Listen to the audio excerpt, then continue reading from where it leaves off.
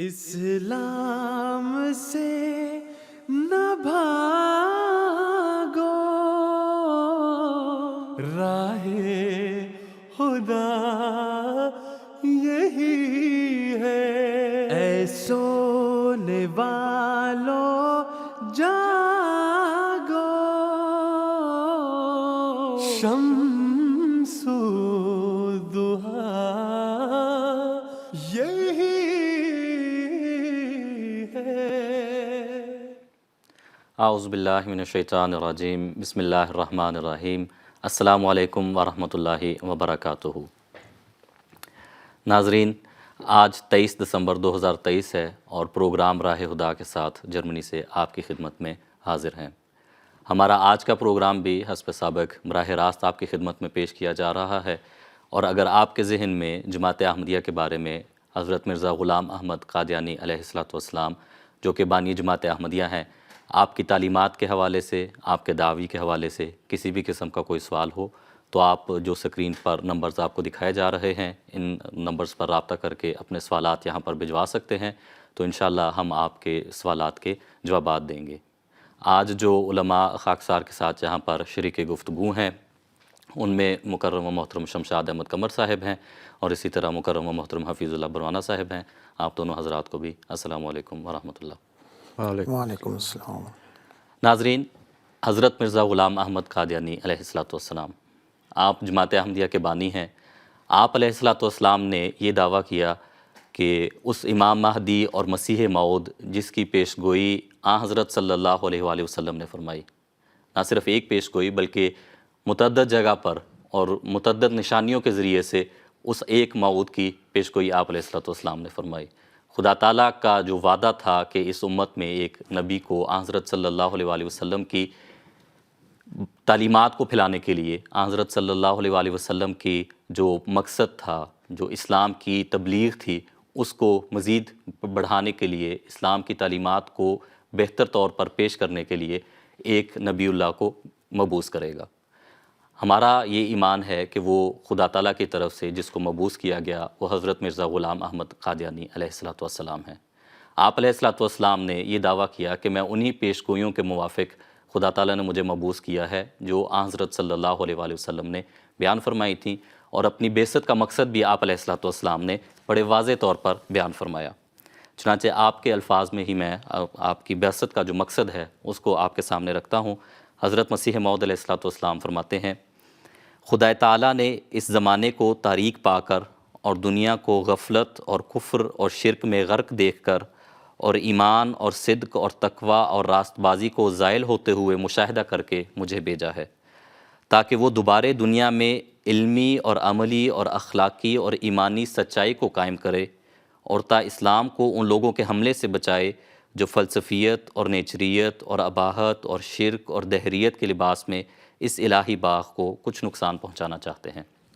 تو یہ آپ علیہ السلام کی بعثت کا مقصد ہے۔ اس بعثت کے مقصد کو سمجھنے کے لیے، آپ علیہ السلام کی صداقت کو سمجھنے کے لیے کس طرح آپ کی صداقت ثابت ہوتی ہے، اس حوالے سے ہم نے گزشتہ پروگرام سے اس صداقت کے تحت، صداقت مسیح موعود علیہ السلام کے تحت اس پروگرام کا آغاز کیا تھا۔ ہم نے اس پروگرام میں جو دوران پروگرام یا دوران گفتگو آپ کے سوالات ہمیں موصول ہوتے رہے ہیں ان پر بھی بات کی، اور آج بھی انشاءاللہ ہم ان پروگرام کے جو سوالات گزشتہ پروگرام میں رہ گئے تھے ان کے اوپر بھی بات کریں گے، اور اسی طرح مزید جو آپ کی صداقت کے دلائل ہیں ان کو بھی آپ کے سامنے پیش کریں گے۔ چنانچہ اسی کے تحت میں شمشاد صاحب کی خدمت میں یہ ایک سوال رکھنا چاہتا ہوں جو گزشتہ پروگرام میں ہمیں موصول ہوا تھا۔ وہ کہتے ہیں کہ حضرت مسیح موعود علیہ السلام کے بیانات میں حضرت عیسیٰ علیہ السلام کی قبر کے بارے میں اختلاف ہے، کبھی فرمایا کہ کشمیر میں ہے، کبھی فلسطین میں ہے، کبھی شام تو کبھی یروشلم۔ اس حوالے سے اگر آپ رہنمائی فرما دیں۔ اعوذ باللہ من الشیطان الرجیم، بسم اللہ الرحمن الرحیم۔ بہت شکریہ عثمان صاحب۔ عرض یہ ہے کہ جہاں تک حضرت مسیح موعود علیہ السلام کا حضرت مسیح علیہ السلام کی قبر کے بارے میں یہ فرمانا ہے کہ کبھی آپ نے فرمایا کہ وہ یروشلم میں ہے، کبھی فلسطین میں ہے، کبھی شام میں ہے اور کشمیر میں ہے۔ دیکھیں، جہاں تک یروشلم، فلسطین اور شام کا تعلق ہے، یہ تو ایک ہی علاقہ ہے۔ اس وقت جو حکومت تھی اس سارے علاقے کو یہ شام کا علاقہ ہی کہا جاتا تھا، اور اس کے بعد اب یہ فلسطین ہے اور یا یروشلم ایک شہر کا نام ہے، اس میں کوئی اختلاف کی بات نہیں ہے۔ رہی یہ بات کہ پھر بعد میں کشمیر میں بیان کیا کہ یہ قبر کشمیر میں ہے، تو دیکھیں دو مختلف چیزیں ہیں۔ حضور صلی اللہ علیہ وسلم نے فرمایا، جب آپ کی وفات قریب تھی تو آپ نے فرمایا لعن اللہ الیہود والنصارى اتخذوا قبور انبیائہم مساجدا، کہ اللہ لعنت کرے ان یہود اور نصارہ پر جنہوں نے اپنے انبیاء کی قبروں کو سجدہ گاہیں بنا لیا ہے، ان کی پوجا کرنے لگے ہیں۔ اب یہ سوال پیدا ہوتا ہے کہ آخر نبی کریم صلی اللہ علیہ وسلم نے اگر یہ فرمایا ہے کہ یہود اور عیسائی یہ اپنے انبیاء کی قبروں کی پوجا کرتے ہیں، تو عیسائیوں کے بارے میں یہ کہاں ہے، کون سی قبر ہے جس کے بارے میں یہ ثابت ہو کہ عیسیٰ علیہ السلام کی پرستش کی جاتی ہے اور وہاں کسی خاص قبر کی پرستش کی جاتی ہے؟ تو اس کے بارے میں حضرت مسیح موعود علیہ الصلوۃ والسلام نے اپنی کتاب 7 بچن میں یہ ارشاد فرمایا ہے کہ جب تحقیق کرتے ہیں، جب دیکھتے ہیں تو بلاد شام میں حضرت عیسیٰ علیہ السلام کی ایک قبر ملتی ہے جس کی پرستش کی جاتی ہے، اور ہر سال وہاں ہزاروں عیسائی پرستش کرنے کے لیے جمع ہوتے ہیں، اس کی پوجا کرنے کے لیے۔ اور آپ نے یہ فرمایا کہ جو نبی کریم صلی اللہ علیہ وسلم نے یہ ارشاد فرمایا ہے کہ یہودیوں اور نصارہ پر اس وجہ سے لعنت ہو کہ انہوں نے اپنے انبیاء کی قبروں کو سجدہ گاہیں بنا لیا تھا، تو یہ اس قبر کی جس کی پوجا کی جاتی ہے یہ ثابت کرتی ہے کہ حضرت اقدس محمد مصطفیٰ صلی اللہ علیہ وسلم نے جو ارشاد فرمایا تھا وہ بالکل ٹھیک تھا، کیونکہ یہ وہ قبر ہے جس پہ ہر سال وہ لوگ آتے ہیں۔ چنانچہ یہ یروشلم میں ہے، اور یہ یروشلم فلسطین میں ہے، اور فلسطین شام میں۔ اس وقت کے لحاظ سے یہ آج کے شام کی بات نہیں ہو رہی۔ ایک تو یہ رہی بات۔ دوسرا یہ ذہن میں رکھیں کہ حضرت مسیح موعود علیہ الصلوۃ والسلام نے یہاں ہرگز یہ نہیں فرمایا کہ یہ وہ قبر ہے جہاں حضرت عیسیٰ علیہ السلام اپنی طبعی وفات کے بعد دفن ہوئے ہیں، نہیں۔ اسی کتاب میں 7 بچن میں ہی آپ نے یہ بھی ارشاد فرمایا ہے کہ یہ قبر در حقیقت حضرت عیسیٰ علیہ السلام کی ہی ہے، لیکن یہ وہ قبر ہے جس میں آپ مجروح ہونے کی حالت میں رکھے گئے تھے، یعنی جب آپ کو صلیب سے زخمی حالت میں اتارا گیا تھا، زخمی حالت میں آپ کو اس قبر میں رکھا گیا، اور عیسائی اس کو قبر کے نام سے ہی پکارتے ہیں۔ چنانچہ یہ وہ قبر نہیں جس میں آپ کی طبعی وفات کے بعد تدفین ہوئی ہے، بلکہ یہ وہ قبر مراد ہے یہاں۔ اور حضور نے اس کی وضاحت بھی فرمائی ہے کہ جہاں حضرت عیسیٰ علیہ السلام کو صلیب سے اتارنے کے بعد زخمی حالت میں رکھا گیا تھا، مجروح ہونے کی حالت میں رکھا گیا تھا، اس لیے اس میں تو کوئی اعتراض کی بات نہیں ہے۔ رہی وہ بات جو حضرت مسیح علیہ السلام نے کشمیر کی بیان فرمائی ہے، اس کے بارے میں یہ فرمایا کہ وہ قبر وہ ہے جس میں حضرت عیسیٰ علیہ السلام کو 120 سال کی عمر میں طبعی وفات پانے کے بعد وہاں آپ کو دفن کیا گیا۔ یہ اللہ تعالیٰ نے آپ کو الہاماً بھی بتایا کہ یہ وہی قبر ہے، اور آپ نے تحقیق سے بھی یہ ثابت کیا کہ یہ وہ قبر ہے جہاں حضرت عیسیٰ علیہ السلام آئے۔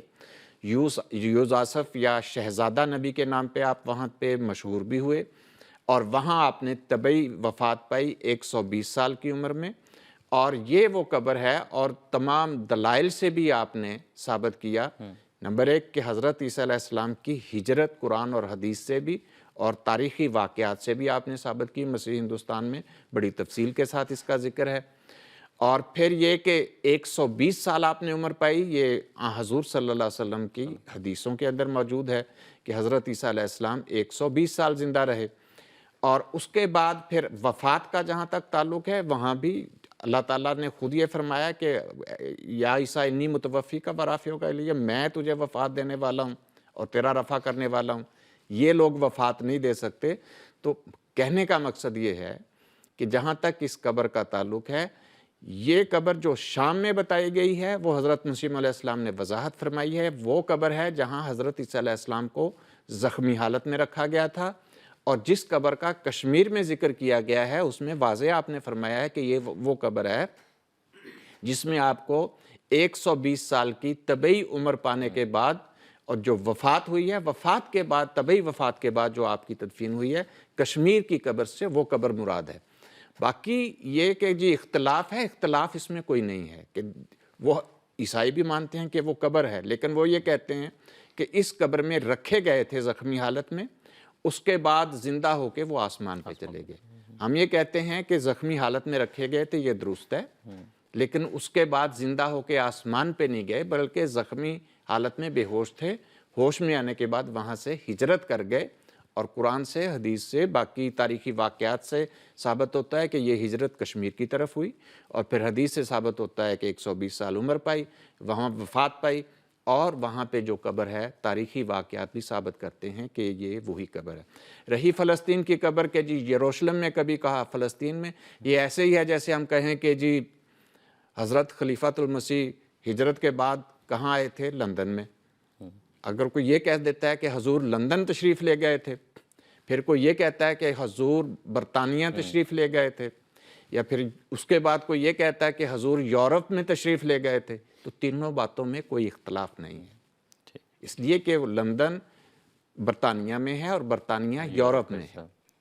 اسی طرح یروشلم فلسطین میں ہے، اور فلسطین اس وقت شام کا ہی حصہ تھا، اس لیے اس میں کوئی اختلاف والی بات نہیں۔ ٹھیک ہے، جزاکم اللہ، بہت شکریہ۔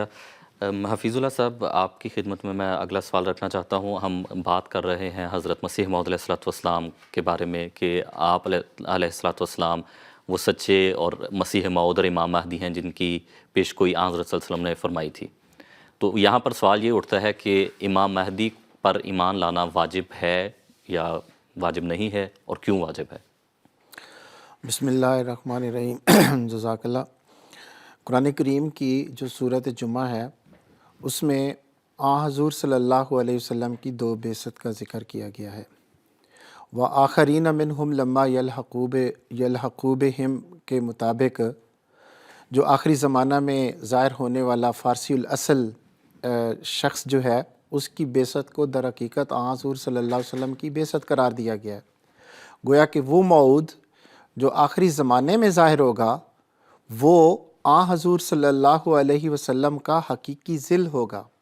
یہ کوئی معمولی سا مرتبہ نہیں ہے جو رسول کریم صلی اللہ علیہ وسلم نے اس آیت کی تفسیر میں جو آپ نے بیان فرمایا اللہ تعالیٰ سے رہنمائی پا کر کہ لو کان الایمان معلقا عند الثریا لنالہ رجل او رجال من ہؤلاء، کہ وہ شخص جو کب آپ کی بعثت ہوگی اس میں بتایا۔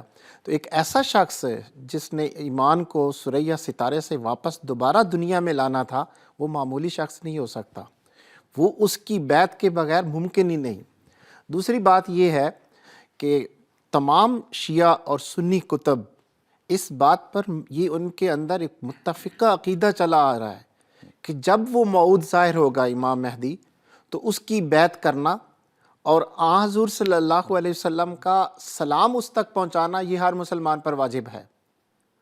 تو یہ ہر ایک مسلمانوں کے جن کے جو بڑے فرقے ان میں یہ عقیدہ چلا آ رہا ہے کہ امام مہدی پر ایمان لانا واجب ہے۔ تو یہ صرف ہماری بات نہیں ہے، مسلمان اس کو مانتے ہیں۔ حضور صلی اللہ علیہ وسلم نے فرمایا من ماتا ولیس فی عنقہ بیع ماتا میتۃ جاہلیہ، کہ ایسا شخص کہ اس نے امام الزمان کا زمانہ پایا اور وہ اس نے بیعت نہ کی اور وہ فوت ہو گیا، تو اس کی جو موت ہے وہ ایک جاہلیت کی موت ہے۔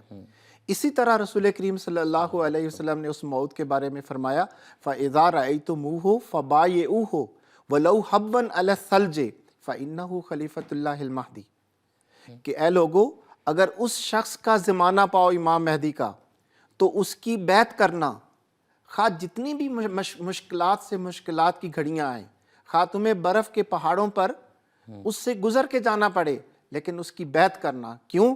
کہ وہ اس زمانے کا امام اور خلیفہ ہوگا اللہ تعالیٰ کا، اور وہ مہدی ہوگا، خدا تعالیٰ سے ہدایت یافتہ ہوگا۔ اسی طرح رسول کریم صلی اللہ علیہ وسلم نے ایک اور جگہ پہ فرمایا فَلْيَقْرَأْهُ مِنِّي السَّلَامُ، کہ اے لوگو جب اس امام مہدی کو پاؤ تو میرا اس کو سلام کہنا۔ تو جس کو رسول کریم صلی اللہ علیہ وسلم اتنے 100 سال کے بعد فرما رہے ہیں کہ جب وہ مبعوث ہوگا تو اس کو میرا سلام کہنا، اس کا مرتبہ کس قدر ہوگا، تو کوئی ایسی تاکید ہمیں کسی اور محدث یا صالح یا کسی امت میں ایسے شخص کی نہیں ملتی جس طرح امام مہدی کے بارے میں احادیث ہمیں متواتر ملتی ہیں کہ ان کی اس کی اطاعت اور اس کی بیعت کرنا اور اس پر ایمان لانا واجب ہے۔ کوئی ہمیں 1400 سال میں یا حضور صلی اللہ علیہ وسلم کی ایسی تاکید نہیں ملتی۔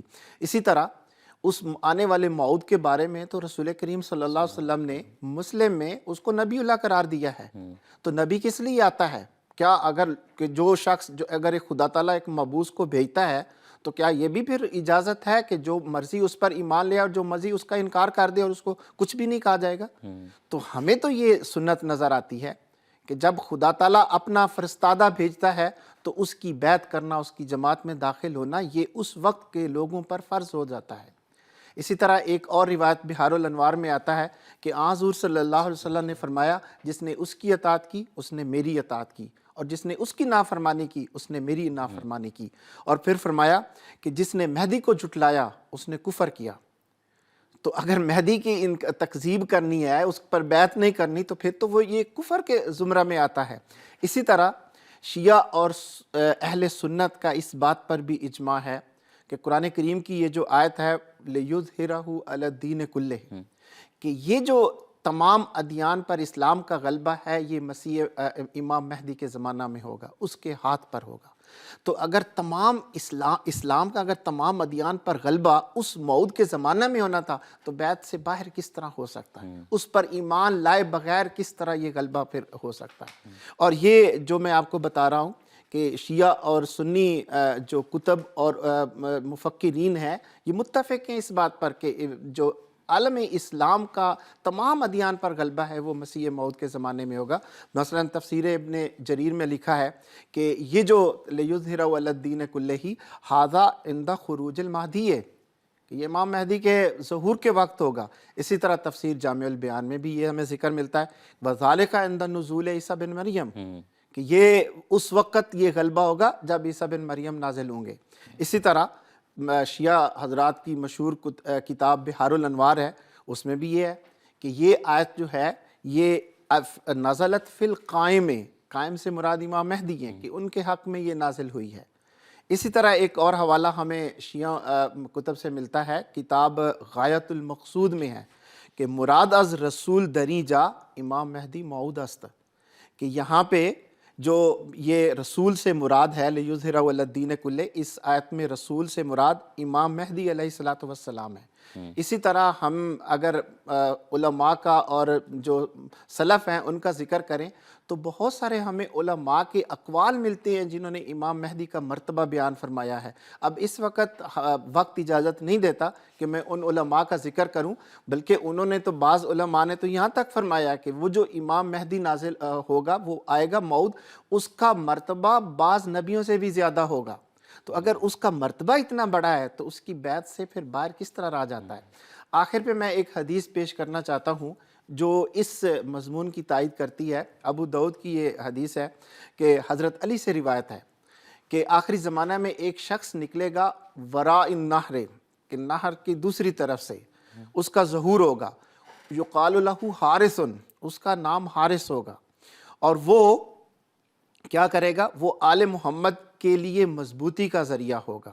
اور فرمایا کہ جیسے قریش نے رسول کریم صلی اللہ علیہ وسلم کی مدد کی تھی اور دین کی مضبوطی کا باعث بنے تھے، ایسے ہی وہ شخص جو ہے وہ دین کی مضبوطی کا باعث بنے گا اس زمانے میں۔ اور پھر فرمایا وَجَبَ عَلَى كُلِّ مُؤْمِنٍ نَصْرُهُ وَأَجَابَتُهُ، کہ اے لوگو اس وقت اگر وہ امام ظاہر ہو جائے جس کا نام حارث ہے تو اس کی مدد کرنا ہر مومن پر فرض ہے اور اس کی آواز پر لبیک کہنا فرض ہے۔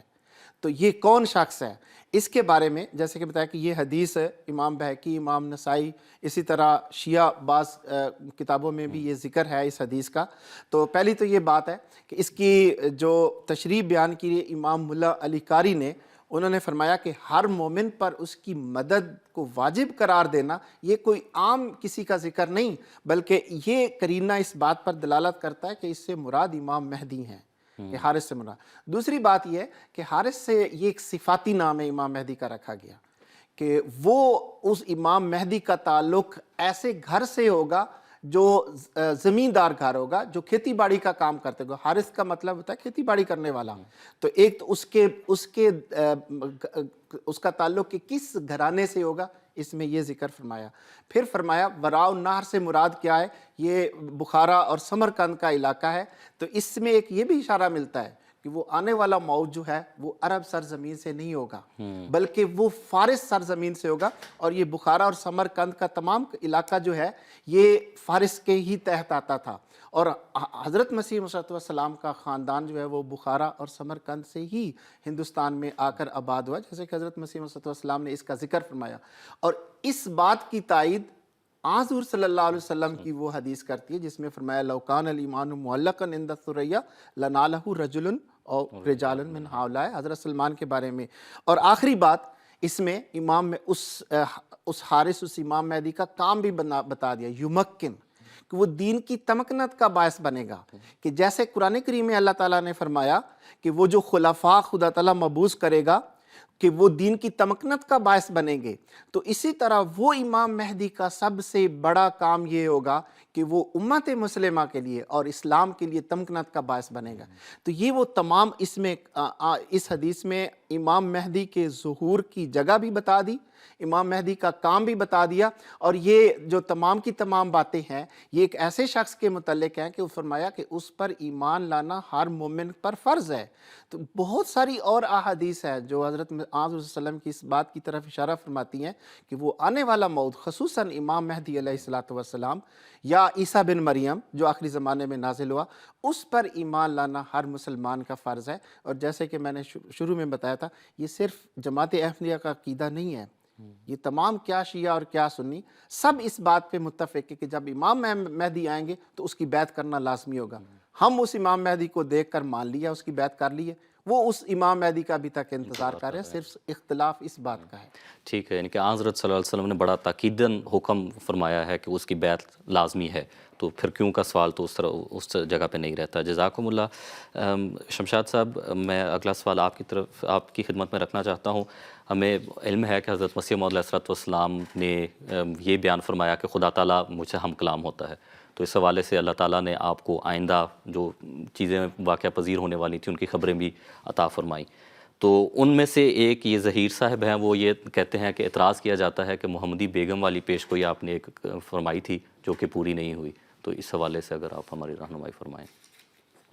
دیکھیں، بات یہ ہے کہ اللہ تعالیٰ نے قرآن کریم میں مختلف انبیاء کی مثالیں بیان فرمائی ہیں، ان کے ساتھ جو کچھ ہوا ان کی پیش گوئیاں بھی بیان فرمائی ہیں، اور ان پیش گوئیوں میں کچھ وعدہ جات بھی تھے، ایسی پیش گوئیاں ہیں جن میں خدا تعالیٰ نے وعدے کیے ہیں، اور کچھ پیش گوئیاں ایسی بھی ہیں جن میں خدا تعالیٰ نے عذاب کا وعدہ کیا، یعنی انذاری یا وعیدی پیش گوئیاں ہیں وہ۔ اور یہ دونوں مثالیں ہمیں قرآن کریم سے مل جاتی ہیں، یعنی وہ پیش گوئیاں بھی ہیں جن میں انذار کیا گیا کہ اگر یہ کرو گے تو تمہیں عذاب ملے گا۔ مثال کے طور پہ حضرت صالح علیہ السلام کی مثال ہے کہ آپ نے اس اونٹنی کو ایک مثال کے طور پہ پیش کیا، ایک نشان کے طور پہ پیش کیا کہ یہ خدا کا نشان ہے، اس کو نقصان نہ پہنچانا، اور اگر تم نے اس اونٹنی کو نقصان پہنچایا تو خدا کا عذاب پہنچے گا۔ انہوں نے نہیں مانا، انہوں نے وہ کیا، تو اللہ تعالیٰ نے ان کو عذاب دے دیا۔ دوسری طرف حضرت یونس علیہ السلام کی قوم کی بھی مثال ہے، ان کو بھی حضرت یونس علیہ السلام نے یہ خبر دی تھی خدا سے علم پا کر کہ اللہ تعالیٰ تمہیں 40 دنوں کے اندر عذاب دے گا، لیکن اس قوم نے توبہ اور استغفار سے کام لیا، سروں پہ ٹاٹ اوڑے اور خدا کے حضور دعائیں کی، نتیجہ یہ ہوا کہ وہاں سے عذاب ٹل گیا۔ تو ثابت کیا ہوا کہ ایسی پیش گوئیاں جو عذاب سے تعلق رکھتی ہیں، اگر توبہ اور استغفار سے کام لیا جائے تو اللہ تعالیٰ ان پیش گوئیوں میں جو عذاب کا وعدہ ہے اس وعدے کو ٹلا دیتا ہے، تو پھر عذاب نہیں دیتا۔ ہاں، اگر وہ توبہ اور استغفار نہ کریں تو پھر ان کو عذاب ملتا ہے۔ دوسری بات یہ کہ حضور صلی اللہ علیہ وسلم کے اوپر بھی اس قسم کے اعتراض ہوتے ہیں۔ انبیاء پہ جو اعتراض ہوتے ہیں وہ ایک ہی قسم کے ہوتے ہیں۔ نکاح کی وجہ سے حضور صلی اللہ علیہ وسلم پر بھی اعتراض ہوا، اور نکاح کی وجہ سے ہی حضرت مسیح علیہ السلام پہ اعتراض ہو رہا ہے۔ حضرت مسیح علیہ السلام پہ اعتراض کیا ہے کہ پیش گوئی کی تھی نکاح ہوگا، وہ نہیں ہوا، تو نہ ہونے پہ اعتراض ہے۔ حضور صلی اللہ علیہ وسلم نے بھی پیش گوئی کی تھی، اللہ تعالیٰ نے آپ کو بھی خبر دی تھی، وہ نکاح ہو گیا، اور دشمن آج تک اس نکاح کے ہونے پہ تمسخر اڑا رہا ہے۔ تو لبے لباب کیا نکلا کہ دشمن نے ہر صورت میں انبیاء کا تمسخر اڑانا ہے، اس بات کی طرف نہیں آنا جس بات کو ختم کرنے کے لیے وہ نکاح کیے تھے یا وہ نکاح رکے تھے۔ اب حضور صلی اللہ علیہ وسلم کو بھی اللہ تعالیٰ نے بتایا تھا، حضرت زینب کا جو معاملہ ہے میں اس کی تفصیل میں اس وقت نہیں جانا چاہتا، لیکن وہ نکاح ہو گیا اور دشمن آج تک اس نکاح پہ بہت گندے اعتراض کرتا ہے۔ جہاں تک حضرت مسیح موعود علیہ الصلوۃ والسلام کا تعلق ہے، اصل میں مسئلہ یہ ہے کہ خدا تعالیٰ کے نبی آتے ہیں لوگوں کو خدا کی طرف لانے کے لیے، اور جو طریقے ان کو اللہ تعالیٰ پھر سمجھاتا ہے کہ اس طریقے سے بلاؤ، وہ اس طریقے سے بلاتے ہیں۔ رشتہ ایک ایسا ذریعہ ہے جو آپس میں ایک تعلق پیدا کر دیتا ہے، اور اس تعلق کی وجہ سے پھر انسان کے جذبات، انسان کے خیالات اس طرف مائل ہوتے ہیں۔ یہ وجہ تھی اس رشتے کی بھی جو حضور صلی اللہ علیہ وسلم نے فرمائے، اور ایک سے زیادہ رشتے آپ نے کیے، کئی شادیاں کی، اور یہاں بھی دراصل یہی صورتحال تھی۔ وہاں ایک غلط رسم تھی حضور صلی اللہ علیہ وسلم کے دور میں جو عربوں کے اندر رائج تھی، وہ یہ سمجھتے تھے کہ منہ بولے بیٹے کی متعلقہ یا بیوہ سے شادی نہیں ہو سکتی۔ خدا تعالیٰ اس رسم کو مٹانا چاہتا تھا، چنانچہ حضرت زید رضی اللہ تعالیٰ عنہ جو آپ کے منہ بولے بیٹے تھے، ان سے آپ کی پھوپھی زاد حضرت زینب رضی اللہ تعالیٰ عنہ کا نکاح ہوا، پھر بعد میں وہاں سے طلاق ہوئی تو حضور صلی اللہ علیہ وسلم نے شادی کی۔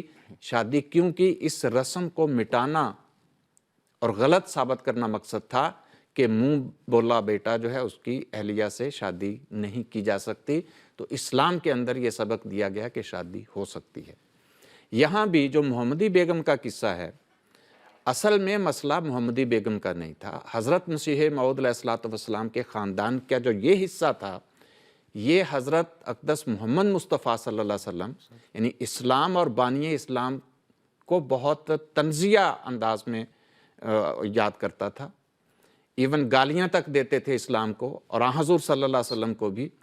اور یہ ان رشتوں کو جیسے ہندوؤں میں رواج ہے کہ وہ آپس میں کزن کی جو میرج ہے وہ اس کے خلاف ہیں، اسلام کزن میرج کی اجازت دیتا ہے، اور وہ اس کو تمسخر کی نگاہ سے دیکھتے تھے، لیکن یہ چونکہ رشتہ دار تھے لیکن اسلام کے خلاف تھے، بانی اسلام کے خلاف تھے، ہرزہ سرائی کرتے تھے، بد زبانی کرتے تھے۔ تو اس کے پہ یہ تھا کہ حضرت مسیح علیہ السلام کے خاندان کی زمین تھی جو ان کے نام ہونی تھی، لیکن وہ حضور کی رضامندی کے بغیر نہیں ہو سکتی تھی۔ انہوں نے جب کہا کہ جی آپ بھی دستخط کر دیں تاکہ یہ زمین ہمارے نام ہو جائے، حضور نے فرمایا میں کوئی کام بغیر استخارے کے نہیں کرتا۔ جب آپ نے استخارہ کیا تو اللہ تعالیٰ نے اس طرف توجہ دلائی، مقصد یہ تھا کہ یہ دین کے دشمن ہیں، ہاں اگر یہ تیرے ساتھ تعلق قائم کر لیں تو پھر اس کو یہ تم بے شک دستخط کر دو، ورنہ نہیں۔ تو آپ نے خدا سے علم پا کے یہ پیش گوئی کی کہ اگر تم اس لڑکی کا رشتہ مجھے دے دیتے ہو تو ایک تعلق قائم ہوگا، پھر یہ جو ہے میں دستخط کر دوں گا، اور دوسرا آپ نے پھر یہ بھی کہ یہ اس بات سے کہ واقعی یہ خدا نے بتایا ہے، یہ اپنی طرف سے نہیں کر رہے۔ تو حضور نے فرمایا کہ اگر تو یہ رشتہ دیتے ہو اور توبہ اور استغفار کر کے دین کی طرف آتے ہو تو ٹھیک ہے، اگر آپ نے اس لڑکی کا رشتہ کہیں اور کر دیا تو پھر اس کا والد جو اس رشتہ کرنے کا مجاز ہے وہ 3 سال کے اندر مر جائے گا۔ یہ خدا نے علم دیا ہے، خدا نے یہ بتایا ہے، اور وہ جس سے نکاح کیا جائے گا وہ 2.5 سال کے اندر وہ بھی فوت ہو جائے گا۔ چنانچہ اس کے بعد وہ جو ان کا تمسخر بند نہیں ہوا، انہوں نے نہ صرف انکار کیا بلکہ تمسخر بھی کیا، اور حضور نے اس کی بڑی تفصیل مختلف کتابوں میں درج کی ہے۔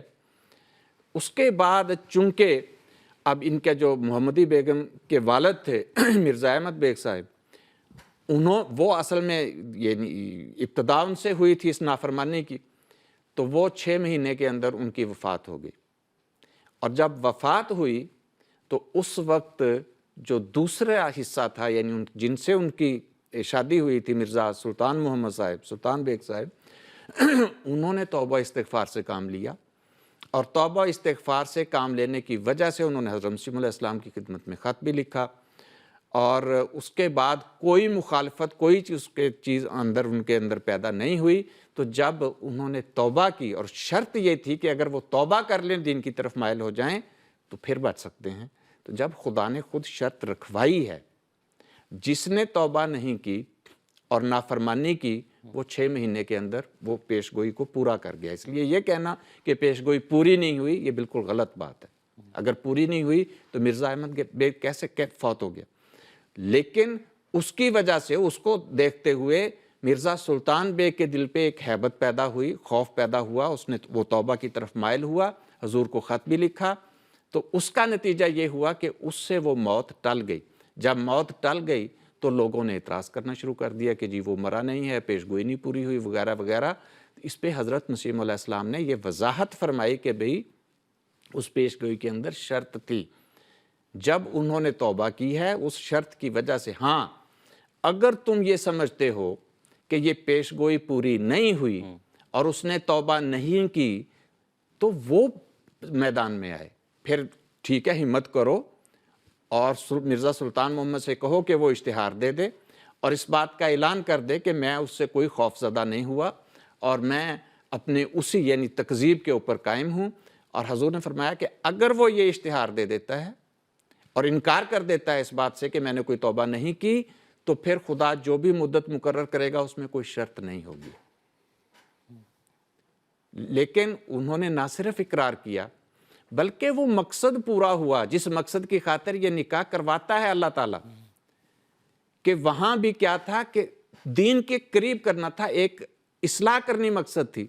یہاں بھی خاندان کے اس حصے کی اصلاح کرنی مقصد تھی کہ اگر توبہ کر لے تو پھر ٹھیک ہے۔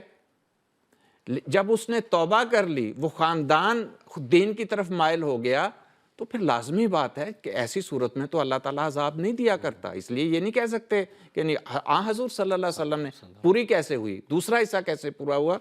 حضور صلی اللہ علیہ وسلم نے حضرت خدیجہ سے فرمایا کہ اللہ تعالیٰ نے میرا نکاح 3 عورتوں سے کیا ہے، مریم بنت عمران سے، یعنی مریم بنت عمران سے، اور دوسرا حضرت یعنی جو فرعون کی اہلیہ ہیں حضرت آسیہ سے، اور تیسرا ایک اور شخصیت کا نام لیا، وہ میں اس وقت میرے ذہن میں مستحضر نہیں ہے۔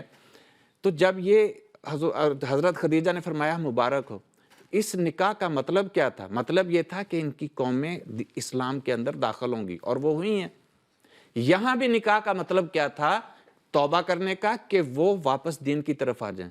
تو بھائی وہ دین کی طرف کیسے آئے ہیں؟ اب دیکھیں، مرزا احمد بیگ فوت ہو گیا، انہوں نے توبہ کی، محمدی بیگم کا بھائی احمدی ہو گیا، محمدی بیگم کی 2 بہنیں احمدی ہو گئیں، محمدی بیگم کی والدہ احمدی ہو گئی، ان سب نے بیعت کر لی۔ اب جن کی وہ ماں تھی اس نے بیعت کر لی، جن کی وہ بہن تھی اس نے بیعت کر لی، جس کی وہ بیٹی تھی اس نے بیعت کر لی۔ اب دوسرے خام خواہ یہ چودھری بنے ہوئے ہیں کہ جی پیش گوئی پوری نہیں پہ، کیا ان کے گھر والوں کو بہتر پتا ہے کہ یہ آپ کو بہتر پتا ہے؟ اس گھر کے افراد تو حضرت مسیح علیہ السلام کی بیعت کر کے اس میں شامل ہو چکے ہیں، اور وہ بہت بعد جا کے فوت ہوئی ہیں محمدی بیگم بھی۔ تو یہ کہنا کہ پیش گوئی پوری نہیں ہوئی، دیکھیں دونوں طرح سے پوری ہوئی ہے، اور جو مقصد تھا خدا تعالیٰ نے دونوں طرح سے پورا کیا۔ نمبر 1، نافرمانی کریں گے تو موت ہے، تو ایک حصہ پورا ہوا۔ دوسرا یہ تھا کہ توبہ کریں گے، دین کی طرف آ جائیں گے، بچ جائیں گے۔ توبہ کی، دین کی طرف آ گئے، بچ گئے، تو کیسے کہہ سکتے ہیں کہ پوری نہیں ہوئی؟ بالکل پوری ہوئی ہے۔ شان سے پوری ہوئی۔ دیکھنے کی بات یہ ہے کہ سوچنے والا اور سچائی کو قبول کرنے والا دل چاہیے۔ اگر وہ دل نہیں ہے تو پھر نکاح ہو یا نہ ہو، دشمن نے انبیاء سے تمسخر کرنا ہے۔ یہ سنت ہے جو قرآن کریم میں اللہ تعالیٰ نے بیان فرمائی ہے، تو وہ پھر اپنی سنت کو پورا کر رہے ہیں۔ ٹھیک ہے، جزاکم اللہ، بہت شکریہ حفیظ اللہ صاحب۔ اگلا سوال میں آپ کی خدمت میں رکھنا چاہتا ہوں۔ یہ اعتراض کیا جاتا ہے کہ حضرت صلی اللہ علیہ وسلم نے قیامت سے قبل 10 بڑی علامات کے ظاہر ہونے کا فرمایا ہے، اور اس پر یہ اعتراض کیا جاتا ہے کہ وہ علامات ابھی ظاہر نہیں ہوئیں، اس لیے حضرت مسیح السلام کو ہم سچا نہیں مان سکتے۔ تو اس حوالے سے میری آپ سے درخواست ہوگی کہ پہلے تو آپ بیان کر لیں کہ وہ علامات کیا ہیں، اور پھر کیا واقعی جو اعتراض کیا جاتا ہے یہ کس حد تک درست ہے۔ دیکھیں، حضور صلی اللہ علیہ وسلم نے قیامت کی کئی علامات بیان فرمائی ہیں۔ یہ جو حدیث جس کی طرف یہ اشارہ کر رہے ہیں، یہ اکثر بات چیت کے دوران عرب بھی پیش کرتے ہیں اور دوسرے بھی پیش کرتے ہیں کہ یہ ان کو علامات کبریٰ کہتے ہیں، کہ قیامت سے پہلے یہ علامات کبریٰ ظاہر ہوں گی، اس کے بعد قیامت آئے گی۔ یہ مسلم کتاب الفتن کی حدیث ہے جو حضرت حذیفہ بن اسید الغفاری سے مروی ہے، کہ وہ فرماتے ہیں کہ ہم ایک دن بیٹھے ہوئے تھے، آپس میں قیامت کا ذکر کر رہے تھے کہ رسول کریم صلی اللہ علیہ وسلم تشریف لائے اور فرمایا کہ آپ کس کے متعلق بات کر رہے ہیں؟ تو ہم نے فرمایا یا رسول اللہ، ہم قیامت کا ذکر کر رہے تھے آپس میں۔ تو حضور صلی اللہ علیہ وسلم نے فرمایا قیامت اس وقت تک نہیں آ سکتی یہاں تک کہ تم یہ 10 علامات جب تک دیکھ نہ لو۔ آپ نے اس میں ترتیب، مختلف روایات میں اس ترتیب کا مختلف ذکر آتا ہے۔ مثلا اس روایت میں آتا ہے کہ آپ نے فرمایا الدخان، دھواں، پھر دجال کا ظہور، پھر اس کے بعد فرمایا الدابۃ، پھر فرمایا طلوع الشمس میں مغربہا، کہ سورج جو ہے وہ مغرب سے طلوع ہوگا۔ اسی طرح نزول عیسیٰ بن مریم، یاجوج ماجوج، اور پھر آپ نے ثلاثۃ خسوف، 3 خسف کا ذکر فرمایا، خسف بالمشرق و خسف بالمغرب و خسف بجزیرۃ العرب، کہ ایک خسف ہوگا مشرق میں اور ایک مغرب میں اور ایک جزیرہ عرب میں ہوگا۔ اور آخری جو علامت حضور نے بیان فرمائی وہ فرمایا نار تخرج من الیمن تطرد الناس الی معشرہم، کہ ایک آگ جو یمن سے نکلے گی وہ لوگوں کو وہ اکٹھا کرے گی آخری زمانے میں۔ تو یہ 10 علامات ہیں جو حضور صلی اللہ علیہ وسلم نے بیان فرمائی ہیں، جن کو علامات کبریٰ کہتے ہیں، کہ یہ ظاہر ہوں گی، اس میں امام عیسیٰ بن مریم میں آئیں گی۔ تو بنیادی طور پہ جب ہم ان علامات کو دیکھتے ہیں تو ان کا بنیادی مرکزی نشانی جو ہے وہ عیسیٰ بن مریم کا نزول ہے یا اس کا ظہور ہے۔ تو اگر حضرت عیسیٰ بن مریم نے نازل ہونا ہے اور یہ علامات اگر تو پوری ہو چکی ہیں تو پھر تو یقیناً طور پہ عیسیٰ بن مریم بھی ظاہر ہو چکی ہے، کیونکہ حضرت عیسیٰ بن مریم کا نزول یا ظہور وہ بنیادی علامت مرکزی اس کا حیثیت رکھتی ہے۔ باقی تمام علامات اس کے گرد اس کی تائید کے لیے ہیں۔ اگر میں مختصر اس کی تفسیر یا اس کی تعویل یا اس کی تشریح بہت لمبی ہو سکتی ہے، لیکن اگر میں مختصر ایک ایک کا اگر آپ مجھے تھوڑا سا ٹائم دیں تو میں بتا دوں کہ مثلاً حضرت عیسیٰ کے نزول کا ہم کہتے ہیں کہ وہ یہی زمانہ ہے جس میں آ چکے ہیں، کیونکہ یہ تمام کی تمام علامات جو ہیں حقیقت میں جیسے حضور صلی اللہ علیہ وسلم نے بیان فرمائی ہیں یہ پوری ہو چکی ہیں۔ مثلاً دجال اور یاجوج ماجوج کا ذکر آپ نے فرمایا کہ وہ ظاہر ہوگا، تو آج ہم دجال کے کب سے، دجال تو ظاہر ہو چکا ہے، ہم اس بارے میں بے شمار دلائل دے چکے ہیں۔ اسی طرح یاجوج ماجوج کے بارے میں من کل حدب ینسلون جو قرآن کریم میں آیا ہے کہ اس وقت جب وہ یاجوج ماجوج نظر آئے گا کوئی زمینی روک اس کو روک نہیں سکے گی، وہ تمام حدود کو پھلانگتا ہوا وہ تمام دنیا میں چھا جائے گا۔ آج ہم یہ دیکھ رہے ہیں کہ اس سے مراد، ہم بار بار یہ بات ہو گئی کہ اس سے مراد ترقی یافتہ مغربی اقوام ہیں، اور بالخصوص مسیح قوم کے دینی بھی اور دنیاوی بھی علماء، اور اس سے مراد ہے کہ جن کو مذہبی طور پہ اس عیسیٰ بن مریم نے آ کر مذہبی طور پر دلائل کے ذریعے شکست دینی تھی، اور یہی دجال کا قتل تھا بنیادی طور پہ۔ مسلمان اس کو ایک دجال کو ایک ایسا نظریہ سمجھ بیٹھے کہ ایک ایسا شخص، جب ہم اس کی علامات کا ذکر کرتے ہیں کئی دفعہ بتا چکے ہیں کہ اس کا ایک جزیرے میں قید ہونا، وہ ایک کنیسے کے اندر، پھر حضور صلی اللہ علیہ وسلم کا سورۃ کہف کی طرح کی آیات کا ورد کروانا، یہ تمام کی تمام علامات بالکل واضح ہیں کہ دجال سے مراد یہ اقوام ہیں جنہوں نے آج جن کا مقابلہ دنیا کے اعتبار سے مسلمان جو ہیں 100 سال سے کیا جب سے یہ دجال ظاہر ہوا ہے، مسلمانوں کے یہ بس کی بات ہی نہیں کہ دنیاوی طور پہ اس کا مقابلہ کیا جا سکے۔ ہاں، دین کے معاملے میں اس مسیح ابن مریم نے آنا تھا، اس نے دجال کو قتل کرنا تھا دلائل اور براہین کے ذریعے۔ اسی طرح یاجوج ماجوج سے مراد وہ اقوام جو سب سے زیادہ آگ سے کام لینے والی ہیں۔ آج ہم یہ دیکھتے ہیں کہ کوئی بھی ایسی ان کی صنعت جتنی بھی ہیں، وہ سب سے زیادہ یہ خواہ ایٹم بم ہے، خواہ جتنی بھی ان کی ایجادات ہیں، وہ تمام کی تمام جو ہے اس کے ساتھ آگ کا تعلق لازمی ہے۔ اس کے ذریعے سے ہی کام لے رہے ہیں، اور یہی وہ قوم ہے جیسے میں نے بتایا ترقی یافتہ مغربی اقوام جن کا نام یاجوج ماجوج رکھا گیا ہے۔ آن حضور صلی اللہ علیہ وسلم نے فرمایا اور ان کے نام کے اندر یہ لفظ موجود ہے، آگ سے کام لینے والی، اجیج سے۔ اسی طرح آن حضور صلی اللہ علیہ وسلم نے فرمایا کہ وہ مسیح موعود کے جو مسیح عیسیٰ بن مریم آئے گا اس وقت جو سورج ہے وہ مشرق سے طلوع ہوگا۔ اب ظاہری طور پہ تو یہ ممکن نہیں کہ اللہ تعالیٰ جو ہے، یہ خدا تعالیٰ کا ایک سسٹم، ایک نظام ہے، سورج مشرق سے طلوع ہوتا مغرب میں، تو ظاہری طور پہ تو یہ ممکن نہیں تھا۔ یہ بنیادی طور میں اس میں مقصد یہ تھا کہ ایک ایسا وقت آئے گا کہ مغرب سے جس طرح مشرق سے اسلام کے بعد دینی علوم بھی اور دنیاوی علوم نے جس طرح ترقی کی ہے، جب مغرب بھی آج اس کو مانتا ہے کہ پورے دنیا میں جو علم نے ترقی کی ہے، ایک وقت تھا کہ وہ تمام مسلمان بڑے سے بڑے سائنسدان اور طباء حکماء تمام کے تمام وہ مسلمان تھے۔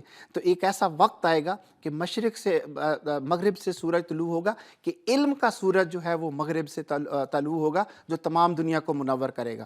اگر ہم دنیاوی علوم کی بات کریں تو آج دیکھ لیں کہ دنیا کو لیڈ کر رہا ہے مغرب۔ ہر قسم کا علم کی جو ترقی ہے وہ مغرب کے ساتھ وابستہ ہے اور ہر انسان اس کو مانتا ہے۔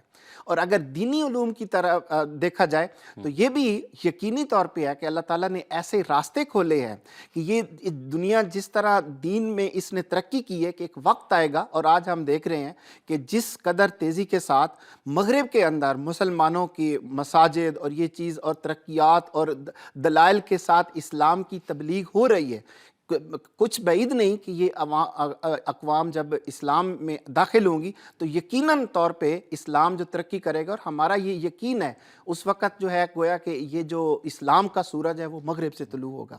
اسی طرح دخان کا ذکر آپ نے فرمایا، آج سب سے زیادہ دخان سے مراد دھواں ہے۔ اگر اس کو ظاہری طور پہ لے تو آج کوئی ایسی صنعت نہیں جس سے یہ دخان، آج خواہ وہ آپ کی وسائل النقل ہیں، جو جہاز ہیں، ٹرینیں ہیں، جتنی بھی چیزیں ہیں، اس کے علاوہ آپ کی صنعتیں ہیں، اس کے علاوہ جو اسلحے بنانے کی فیکٹری ہیں، کون سی ایسی چیز نہیں آج دنیا میں اگر دیکھا جائے تو اس سے زیادہ کہیں بھی یہ علامت جو ہے منوان لفظاً پوری بلکہ آج کل تو ماحولیاتی آلودگی کے اوپر بڑی بڑی کانفرنسیں ہوتی ہیں اور بہت بڑے بڑے بجٹ رکھے جاتے ہیں، تو وہ یہ دخان یہ اس سے بڑی ظاہری طور پہ علامت کس طرح اور کس زمانے میں پوری ہونی تھی۔ اس کے بعد حضور صلی اللہ علیہ وسلم نے دابت ان کا ذکر فرمایا، قرآن کریم میں بھی اس کا اشارہ ملتا ہے۔ اللہ تعالیٰ فرماتا ہے وَإِذَا وَقَعَ الْقَوْلُ عَلَيْهِمْ أَخْرَجْنَا لَهُمْ دَابَّةً مِّنَ الْأَرْضِ، دابت ان سے مراد کیڑا ہے، اور یہ اس سے مراد تُكَلِّمُ النَّاسَ، وہ لوگوں کو کاٹے گا۔ اسی طرح احادیث میں بھی ملتا ہے، حضرت نواس بن نعمان کی روایت ہے کہ ایک آخری زمانے میں ایک کیڑا لوگوں کی گردن میں جو انکار کریں گے پیدا ہوگا، جو وہ اسے کثرت سے ہلاک ہوں گے۔ اسی طرح اور بہت سارے روایات ہمیں ملتی ہیں کہ کیڑے سے مراد طاعون کا کیڑا ہے۔ تو مراد یہ ہے کہ عیسیٰ بن مریم جب نازل ہوں گے تو اس زمانے میں طاعون پھوٹے گی۔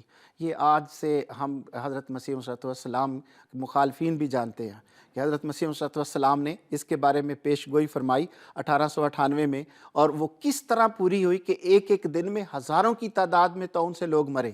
تو یہ نشان بھی اپنی پوری عظمت کے ساتھ ظاہر ہو چکا ہے جہاں پہ حضرت مسیح علیہ السلام کی آمد ہوئی۔ اسی طرح جو خسف کا مطلب ہوتا ہے دنس جانا، اس سے مراد زلازل ہے، اور یہ بھی حضرت مسیح علیہ السلام کے جب مسیح ابن مریم آئیں گے تو کثرت سے زلزلے آئیں گے۔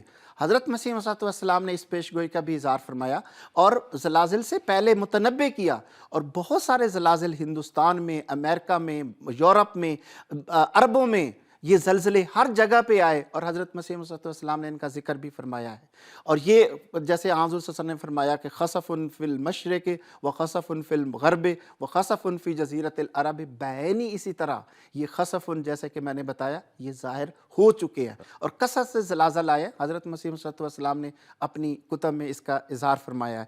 اور آخری جو پیش گوئی فرمائی کہ یمن سے ایک آگ نکلے گی۔ آج ہم اس آگ کے کنارے پہ کھڑے ہیں، تمام دنیا، آج خواہ وہ یمن سے ہو، خواہ جزیرہ عرب سے ہو، آج وہ آگ جو ہے پوری دنیا کو لپیٹ رہی ہے، ہم آنکھوں سے دیکھ رہے ہیں۔ یہی وہ آگ ہے جو آج دنیا کی تباہی کا ایک سبب بنے گی۔ تو آپ اس آگ سے بچنے کا ایک واحد ذریعہ ہے کہ وہ مسیح ابن مریم ان علامات کبریٰ میں جو ایک بنیادی علامت تھی وہ ظاہر ہو چکا ہے۔ ان علامات کا ظاہر ہونا اور پورا ہونا یہ حضرت مسیح موعود السلام کے اوپر ایک مہر لگ چکی ہے آپ کی صداقت کے اوپر کہ یہ 9 علامات اگر ظاہر ہو چکی ہے تو حضرت عیسیٰ بن مریم کا ظاہر ہونا بھی لازمی امر تھا۔ تو وہ عیسیٰ بن مریم نازل ہوئے، وہ آئے، اور اللہ تعالیٰ نے ان کو بھیجا اور ان کے بھیجنے کے ساتھ ان تمام علامات کو بھی ظاہر فرمایا ان کی صداقت میں۔ ٹھیک ہے، جزاکم اللہ، بہت شکریہ، آپ نے اس پر تفصیلی روشنی ڈالی ہے۔ شمشاد صاحب، ہمارے ویور ہیں ظفر محمود احمد صاحب، وہ یہ سوال کرتے ہیں کہ غیر از جماعت احباب جو ہیں وہ حضرت عائشہ کی حدیث لا نبی آبادی مکمل پیش نہیں کرتے، در منصور کی حدیث پر روشنی ڈالیں، تو اس پر اگر آپ لیکن در منصور میں جو حدیث ہے حضرت عائشہ رضی اللہ تعالیٰ عنہ سے مروی ہے کہ اس وقت جب یہ آیت اتری ہے اس کے بعد صحابہ اس آیت کو پیش کرتے تھے، اور حضور صلی اللہ علیہ وسلم نے بھی یہ فرمایا کہ لا نبی آبادی کے میرے بعد کوئی نبی نہیں ہوگا، تو اس چیز کو بھی صحابہ پیش کرتے تھے۔ تو وہاں کوئی غلط فہمی یقیناً ایسی تھی جس کو حضرت عائشہ صدیقہ رضی اللہ تعالیٰ عنہا نے اس غلط فہمی کو دور کیا ہے کہ قولو انہ خاتم الانبیاء ولا تقولوا لا نبی بعدہ، کہ اے لوگو یہ تو کہو کہ آپ خاتم الانبیاء ہیں، لیکن یہ نہ کہو کہ آپ کے بعد نبی کوئی نہیں ہے۔ حالانکہ یہ ارشاد تو رسول پاک صلی اللہ علیہ وسلم نے فرمایا ہے کہ لا نبی آبادی، کہ میرے بعد نبی نہیں۔ حضرت عائشہ فرماتی ہیں کہ یہ نہ کہو، لیکن حضرت عائشہ نے اس بات سے انکار نہیں کیا کہ تم غلط کہہ رہے ہو، حضور نے ایسا نہیں فرمایا، حضور نے ایسا ہی فرمایا۔ گویا آپ نے یہاں اس بات کا ذکر نہیں کیا کہ حضور نے تو یہ کہا ہی نہیں، تم کیوں کہتے پھر رہے ہو، یہ ذکر نہیں فرمایا۔ یعنی حضور نے یہ فرمایا ہے کہ لا نبی آبادی، اس کے باوجود حضرت عائشہ فرما رہی ہیں کہ تم نہ کہو، تمہیں سمجھ نہیں آئی، مقصد یہ تھا کہ خاتم الانبیاء کہنا ٹھیک ہے، لا نبی آبادی تم مت کہو، تم جو سمجھ رہے ہو مراد یہ کہ وہ مطلب نہیں ہے لا نبی آبادی کا۔ اور یہ اس قسم کے واقعات عموماً اس دور میں بھی ہو جاتے تھے، ہر دور میں ہو جاتے ہیں، اور خاص طور پہ ایسی ہستیاں جو اعلیٰ درجے کا کلام کرنے والی ہوتی ہیں، ان کے کلام کو سمجھنا یہ ہر شخص کے بس کی بات نہیں ہوتی۔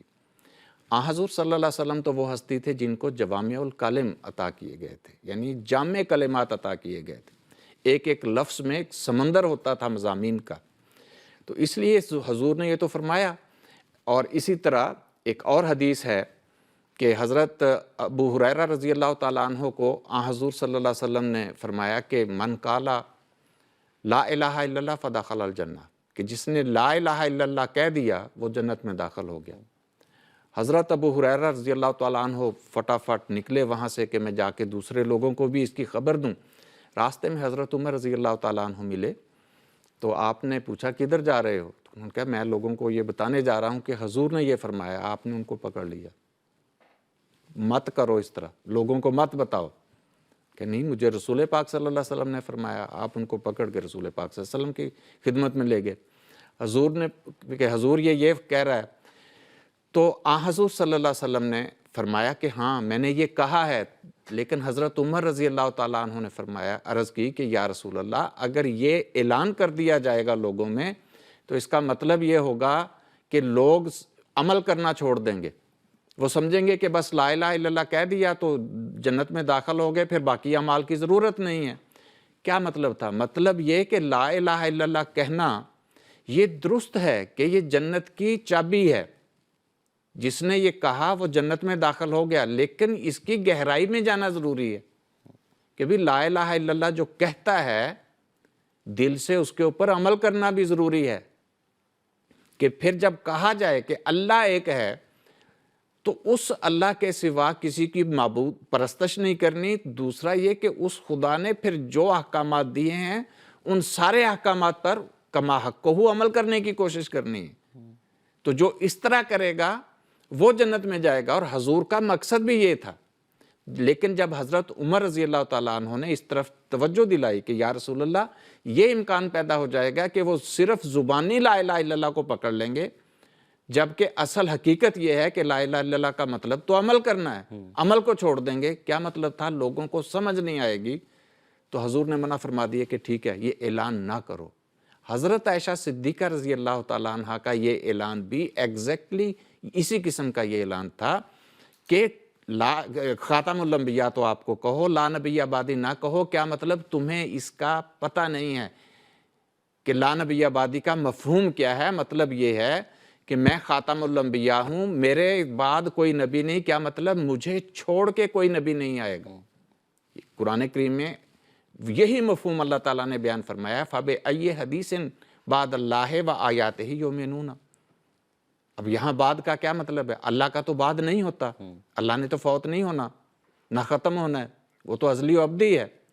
تو کیا مطلب ہے؟ یہاں سارے جو مترجمین ہیں وہ سارے کے سارے کہتے ہیں اللہ کو چھوڑ کر کس کی بات مانو گے، کس کی بات پر ایمان لاؤ گے.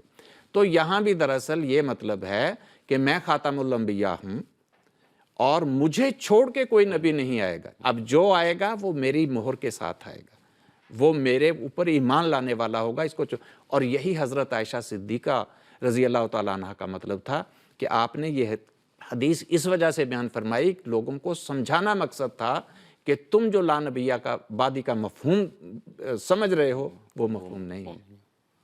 ٹھیک ہے، جزاکم اللہ، بہت شکریہ. حفیظ اللہ صاحب، یہ ہیں ہمارے عبد الودود نثار صاحب، ہمارے ویور ہیں. وہ یہ سوال کرتے ہیں پاکستان سے کہ مرتد کی سزا، کیا مرتد کی سزا قتل ہے؟ اگر نہیں تو جو حدیثوں میں آیا ہے اس کا رد کیسے کیا جائے؟ دیکھیں، یہ ایک لمبا جواب ہو جائے گا، لیکن بات یہ ہے کہ مرتد کی سزا قتل نہیں ہے. قرآن کریم احادیث میں، احادیث جو ہے وہ قرآن کریم کے تابع ہیں. ہمیں یہ دیکھنا ہے کہ قرآن کریم نے اس بارے میں کیا تعلیم دی ہے، اور پھر یہ دیکھنا ہے کہ حضور صلی اللہ علیہ وسلم نے اس پر کیسے عمل فرمایا ہے، ان قرآن کریم کی کیسی تشریح فرمائی ہے. اگر تو حضور صلی اللہ علیہ وسلم نے جو بیان فرمایا تو پھر ہمیں حضور صلی اللہ علیہ وسلم کی زندگی میں بھی ایسے واقعات ملنے چاہیے، کیونکہ یہ تو ملتا ہے کہ رسول کریم صلی اللہ علیہ وسلم کے زمانے میں کئی لوگ جو ہیں وہ مرتد ہو گئے. تو کیا صرف مرتد کی وجہ سے حضور صلی اللہ علیہ وسلم نے کسی کو قتل کا ارشاد فرمایا؟ سوال یہ ہے. جب ہم قرآن کریم کی تعلیم کو دیکھتے ہیں تو وہ تو ہمیں بالکل اس کے برعکس ملتی ہے. اللہ تعالیٰ فرماتا ہے لا اکراہ فی الدین. اب ایک اتنی واضح آیت اللہ تعالیٰ فرما رہا ہے کہ دیکھو دین کے معاملے میں کوئی جبر نہیں ہے. من شاء فلیؤمن و من شاء فلیکفر. خدا تعالیٰ یہاں اختیار دے رہا ہے کہ جس کا کام ہے وہ ایمان لے آئے، جس کا کام ہے وہ انکار کر دے. اسی طرح اللہ تعالیٰ قرآن کریم میں فرماتا ہے وَلَوْ شَاءَ رَبُّكَ لَآمَنَ مَنْ فِي الْأَرْضِ كُلُّهُمْ جَمِيعًا أَفَأَنْتَ تُكْرِهُ النَّاسَ. یعنی کہ یہاں اللہ تعالیٰ حضور صلی اللہ علیہ وسلم کو مخاطب کر کے فرما رہا ہے کہ اگر تیرا رب چاہتا تو زمین میں جتنے بھی تمام کے تمام ہیں وہ سب کے سب ایمان لے آتے. أَفَأَنْتَ تُكْرِهُ النَّاسَ. کیا تو لوگوں کو مجبور کر سکتا ہے؟ تو اگر مرتد کی سزا قتل تھی تو یہ تو یعنی کہ آیات بالکل اس کے برخلاف ہے. اسی طرح پھر ہم دیکھتے ہیں کہ آیات جن سے یہ استنباط کرتے ہیں، غلط استنباط کرتے ہیں، یا وہ احادیث جن کا یہ سہارا لیتے ہیں، ہمیں حضور صلی اللہ علیہ وسلم کی اسوہ سے بھی تو کچھ نظر آنا چاہیے. اب رسول کریم صلی اللہ علیہ وسلم کے زمانے میں جو مرتد ہوئے ہیں یا آپ کے صحابہ کے زمانے میں، ہمیں ایک بھی ایسی مثال نہیں ملتی کہ رسول کریم صلی اللہ علیہ وسلم نے کسی کے قتل کا حکم دیا ہو صرف اس وجہ سے کہ وہ دین سے واپس مڑ گیا ہو. کوئی ایک بھی مثال رسول کریم صلی اللہ علیہ وسلم کی زندگی سے نہیں ملتی. آپ کے زمانے میں لوگوں نے اسلام چھوڑا لیکن آپ نے کسی کو قتل کا نہیں دیا. تو جب رسول کریم سے اگر یہی آیات کا مطلب تھا تو نعوذ باللہ اس کا مطلب ہے رسول کریم صلی اللہ علیہ وسلم نے تو اپنی زندگی میں اس کو لاگو ہی نہیں کیا. تو قرآن کریم کی اگر ہم ان آیات کا مطالعہ کریں، میں نے چند ایک آپ کے سامنے پیش کی ہیں، اس کے علاوہ اور بھی قرآن کریم کی آیات ہیں جو بالکل واضح اس بات کا اختیار دیتی ہیں کہ دین کے معاملے میں جبر ممکن نہیں. یہ دل کا معاملہ ہے. جو انسان چاہے وہ ایمان لے آئے، جو چاہے وہ انکار کر دے.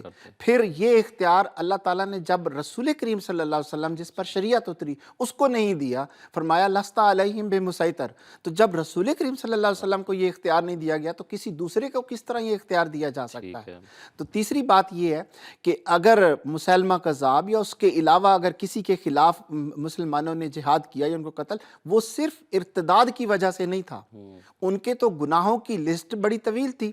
ہم یہاں پہ پہلے بھی اس بات کا ذکر کر چکے ہیں. وہ ایک لمبی لسٹ تھی کہ جس میں انہوں نے سفراء کو قتل کیا, اس کے علاوہ وعدہ خلافیاں کی اور بہت ساری اس کے گناہ تھے. اس وجہ سے ان کو قتل کیا گیا, نہ کہ وہ دین سے واپس ہٹنے کی وجہ سے قتل کیا گیا. ٹھیک ہے, جزاکم اللہ, بہت شکریہ. شمشاد صاحب, عریف الزمان صاحب کا ایک سوال ہے, وہ میں آپ کی خدمت میں رکھنا چاہتا ہوں. ہمارے پاس تقریباً 5 منٹ ہیں, اگر آپ اس پر روشنی ڈال دیں. وہ کہتے ہیں کہ 1893 میں پادری عبداللہ آتھم کے ساتھ جنگ مقدس کا جو واقعہ ہوا تھا, اس میں حضرت مسیح علیہ السلام کی طاقت کیسے ثابت ہوتی ہے؟ دیکھیں, حضرت مسیح موعود علیہ الصلوۃ والسلام نے, میں نے پہلے بھی عرض کیا, جو پچھلا آپ کا سوال تھا حضرت عائشہ, حضرت یعنی مسیح علیہ السلام کا محمدی بیگم کے بارے میں, وہاں بھی یہی چیز تھی کہ اللہ تعالیٰ جب کوئی انذاری خبر دیتا ہے تو اس میں 2 چیزیں ہوتی ہیں. ایک تو دیکھیں, اللہ تعالیٰ جب کوئی وعدہ کرتا ہے جس میں کوئی خبر ہو, 2 قسم کی پیش گوئیاں ہوتی ہیں. ایک تو جس میں خبر ہوتی ہے, وہ پیش گوئی جب پوری ہو جائے تو اس سے یہ تو ثابت ہوتا ہے کہ اللہ تعالیٰ عالم ہے, عالم الغیب ہے. مثلا اللہ تعالیٰ خبر دیتا ہے کہ فلاں بندہ فلاں تاریخ تک فوت ہو جائے گا, وہ فوت ہو جاتا ہے, تو اس سے کیا ثابت ہوا؟ اللہ تعالیٰ عالم ہے. اس سے خدا تعالیٰ کے قادر ہونے کی گواہی نہیں ملتی. ٹھیک ہے نا, عالم ہے, اس نے بتا دیا کہ فوت ہوگا. قادر یہ ہے کہ جب اللہ کوئی شرط لگا دیتا ہے کہ یہ ہے, اگر یہ اس طرح کرے گا تو اس طرح ہوگا, کہ فلاں بندہ فوت ہو جائے گا, اگر توبہ کرے گا پھر نہیں ہوگا, اور اگر وہ توبہ کر لیتا ہے اور بچ جاتا ہے تو اس کا مطلب ہے خدا صرف عالم ہی نہیں ہے, خدا قادر بھی ہے. تو عبداللہ آتھم والی پیش گوئی یہی تھی کہ جب ایک یہ, چونکہ وقت تھوڑا ہے میں اس کو مختصر کرتا ہوں, تفصیل بیان نہیں کرتا, کہ مباحثہ ہوا. مباحثے کے بعد حضرت مسیح علیہ السلام نے فرمایا کہ جو فریق ہم دونوں میں سے عمدن حق کو چھپا رہا ہے, وہ چونکہ اس نے وہ پہلے مرے, ایک تو یہ تھا. دوسرا, چونکہ اس نے نبی پاک صلی اللہ علیہ وسلم کو دجال کہا ہے, بدزبانی کی ہے, اس وجہ سے یہ 15 ماہ کے اندر حاویہ میں گرایا جائے گا, بشرطے کہ حق کی طرف رجوع نہ کرے. مطلب کیا ہوا کہ اگر حق کی طرف رجوع کر لے گا تو بچ جائے گا, نہیں کرے گا تو ہلاک کیا جائے گا. اس نے حق کی طرف رجوع کیا اور وہ بچ گیا. جب بچ گیا, مسلمانوں نے بھی شور مچایا, عیسائیوں نے بھی شور مچایا, تو حضرت مسیح علیہ السلام نے بتایا کہ مجھے خدا نے یہ علم دیا ہے کہ یہ خدا کی طرف رجوع کرنے کی وجہ سے بچا ہے. اور قرآن کریم کے اندر ایسی مثالیں موجود ہیں کہ دعائیں کرتے ہیں کافر کہ اللہ ہم سے یہ عذاب دور کر دے. اللہ فرماتا ہے کہ ہم ان سے عذاب دور کرتے ہیں تو پھر وہ واپس اسی طرف پھر لوٹ جاتے ہیں. تو اس کا مطلب ہے وہ مومن نہیں ہوتے, لیکن ہلکی سی توبہ استغفار بھی کریں تو عذاب سے بچ جاتے ہیں, اس دنیا کے عذاب سے. آخرت کا عذاب وہ ایک الگ چیز ہے. یہی یہاں پہ ہوا ہے کہ حضور نے فرمایا کہ یہ خدا کے عذاب سے صرف اس لیے اس کی بچت ہوئی ہے کہ اس نے توبہ کی ہے. اور جب عیسائیوں نے شور مچایا, حضور نے فرمایا کہ عیسائی ہوں یا مسلمان, اس سے یہ ایک پھر قسم کھا دے, حلفیہ طور پہ یہ بیان کر دے کہ میں اس دوران میرے اندر اسلام کا کوئی رعب نہیں تھا, میں حضرت بانی اسلام کو تب بھی اسی طرح جھوٹا خیال کرتا رہا اور اب بھی کرتا ہوں, اور حضرت عیسیٰ علیہ الصلوۃ والسلام کو میں اب بھی خدا کا بیٹا اور خدا مانتا ہوں. یہ اس بات پر اب بھی قسم کھا دے, حلف اٹھا دے, تو اس کے بعد 1 سال کی میعاد ہوگی, اس میں کوئی شرط نہیں ہوگی, قسم نہیں اٹھائی. لیکن جب یہ, اب دیکھیں نا, دیکھنے والے تو امتحان میں پڑ گئے کہ واقعی توبہ کی ہے نہیں کی, یہ قسم بھی نہیں اٹھا رہا. پھر حضور نے فرمایا کہ چونکہ یہ لوگوں کو امتحان میں ڈال رہا ہے, اس کو پتا ہے کہ اس نے رجوع کیا ہے اور نہیں کیا, تو قسم اٹھائے تاکہ باقی لوگ تو امتحان سے نکلیں. اب یہ عمدن حق کو چھپا رہا ہے, جس کی وجہ سے لوگوں میں ایک شکوک و شبہات پیدا ہو رہے ہیں، اس حق کو چھپانے کی سزا اس کو ملے گی اور یہ ضرور ہلاک ہوگا، اور وہ ہوا۔ ٹھیک ہے، تو یہ کیسے کہہ سکتے ہیں کہ پیشگوئی پوری نہیں ہوئی؟ جب پوری ہوئی تو اس کا مطلب ہے حضرت مسیح علیہ السلام نے جو خدا سے علم پا کے بتایا تھا وہ درست۔ بالکل درست تھا۔ جزاکم اللہ، بہت شکریہ۔ ناظرین، ہم اپنے پروگرام کے اختتام پر پہنچ چکے ہیں۔ آپ دونوں علماء کا بھی خاکسار مشکور ہے کہ آپ تشریف لائے، اور آج جو ہمارا پروگرام تھا وہ اس سیریز کا جو جرمنی سے آپ کی خدمت میں پیش کی جا رہی تھی آخری پروگرام تھا۔ انشاءاللہ جو اگلا پروگرام ہے وہ MTA کے کسی دوسرے اسٹوڈیو سے آپ کی خدمت میں پیش کیا جائے گا۔ تو انشاءاللہ پھر کبھی ہم آپ کے خدمت میں دوبارہ راہ ہدا کے پروگرام کے ساتھ حاضر ہوں گے۔ تب تک کے لیے اجازت دیجیے۔ السلام علیکم ورحمۃ اللہ وبرکاتہ۔